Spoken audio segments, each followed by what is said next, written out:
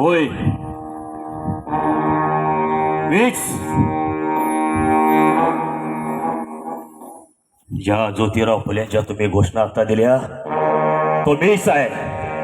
होय आज मला या ठिकाणी यावं यावंच लागलं कारण माझ्या बंधूंनो आणि भगिनीनो आजही तुम्ही त्याच मनुवाद्यांच्या जोखडात अडकून पडलेले आहात आणि म्हणूनच मला या ठिकाणी माझी नव्याने ओळख करून देण्यासाठी यावं लागलं. पण आनंदानं नव्हे तर अत्यंत दुःखी अंत करणारं मला या ठिकाणी यावं लागलं आणि पुन्हा एकदा माझी तुम्हाला नव्यानं ओळख करून द्यावी लागली आणि तुम्हाला काही गोष्टींची जाणीव करून देण्यासाठी आज मला या ठिकाणी यावं लागलं. होय तुमच्यासाठी फक्त तुमच्यासाठी. माझं नाव ज्योतिराव गोविंदराम गोरे. होय माझे आजोबा आणि पणजोबा पेशव्यांच्याकडं फुलांच्या माळा ओवायचे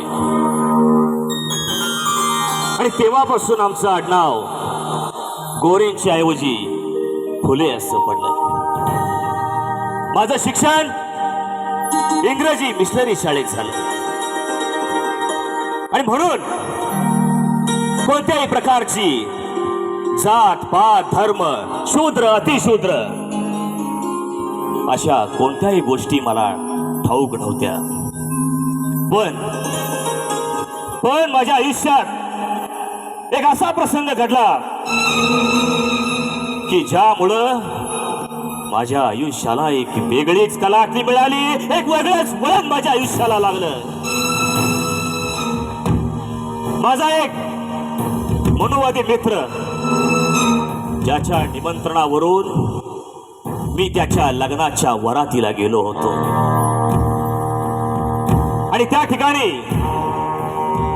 सनई चौघड्यांचा अतिशय मंगलमय आवाज येत होता. अतिशय प्रसन्न असं वातावरण होतं, मंगलमय असं वातावरण होतं.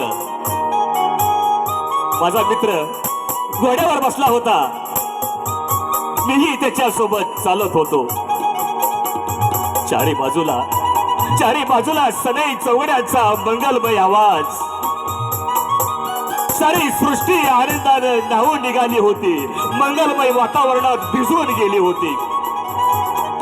माझ्या मित्राचं लग्न होतं, त्यानं मला आमंत्रण दिलं होतं, म्हणून मीही खूप आनंदात होतो. आणि अचानक एक अतिशय मोठा थरार असा आवाज आला, थांबा ही वरात. आणि त्या आवाजानं संपूर्ण मंगलमय असणारं वातावरण एका भयानक अशा स्मशान शांततेमध्ये परावर्तित झालं. होय एकदम भयान शांतता. सर्वांच्या माना त्या आवाजाच्या दिशेनं वळाल्या आणि तिथून आवाज आला,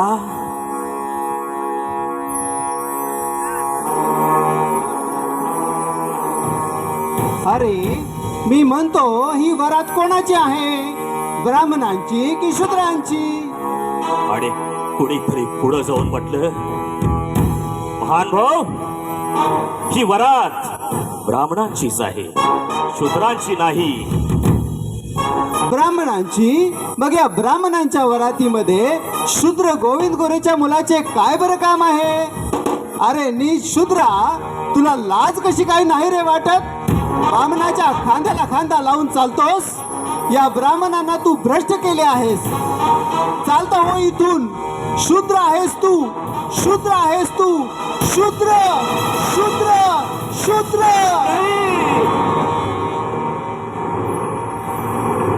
अपमान, घोर अपमान. लहानपणापासून आतापर्यंत असा कधीच घोर अपमान घडला नव्हता. कधीच नाही. अरे त्या वरातीमध्ये तो घोडा जनावर असून देखील मानानं निर्वत होता आणि मी माणूस असून देखील हकलून दिलो गेलो होतो.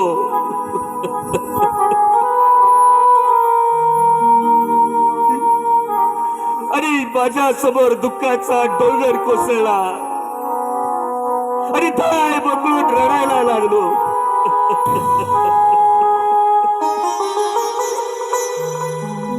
पण त्यावेळी माझ्या लक्षात आलं, अरे अरे माझ्यासारख्या शिकल्या सवरल्या माणसाची जर ही अवस्था असेल तर माझे हजारो बांधव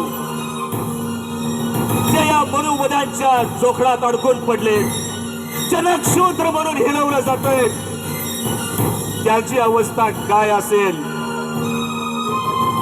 आणि आणि मी माझे अश्रू पुसले. होय, मी माझे अश्रू पुसून टाकले, कारण हे माझे अश्रू शेवटचेच होते. होय, शेवटचेच. आणि त्यावेळी मी निर्णय घेतला, मी माझ्या हजारो बांधवांना, माझ्या शेकडो लाखो बांधवांना मी या मनुवाद्यांच्या जोखडातून कायमचं मुक्त करेन आणि या समाजामध्ये सन्मानपूर्वक कसं जगायचं हे त्यांना मी शिकवीन. आणि हे ठरल्यानंतर मग कुठेतरी माझ्या मनात जळणारा तो विचारांचा अग्नी थोडासा शांत झाला. आणि इकडे माझा शिष्य डॉक्टर भीमराव आंबेडकर, याला देखील या समाजानं कित्येक वेळा शूद्र म्हणून हिलवलं होतं, अपमानाची वागणूक दिली होती, प्रचंड मनस्ताप दिला गेला होता. शूद्र म्हणजे तरी कोण? साळी माळी तेली तबाळी अग्री भंडारी या तमाम जाती वर्गाला या समाजानं शूद्र म्हणून हिलवलं गेलं होतं. पण माझ्या भीमरावानं, होय माझ्या भीमरावानं या संपूर्ण समाजाला संविधानाच्या माध्यमातून अधिकार आणि हक्क मिळवून देऊन सन्मानित केलं होतं. आणि तमाम समाजाला आपल्या शेकडो पिढ्या अभिमानानं ताठ मानेनं जगतील इतका अधिकार मिळवून दिला होता. आणि म्हणून माझ्या बांधवांनो, माझ्या भीमरायाची जयंती अतिशय उत्साहात, आनंदानं, स्वाभिमानानं आणि एखाद्या सणाप्रमाणे साजरी करा. एखाद्या सणाप्रमाणे साजरी करा. एखाद्या सणाप्रमाणे साजरी करा.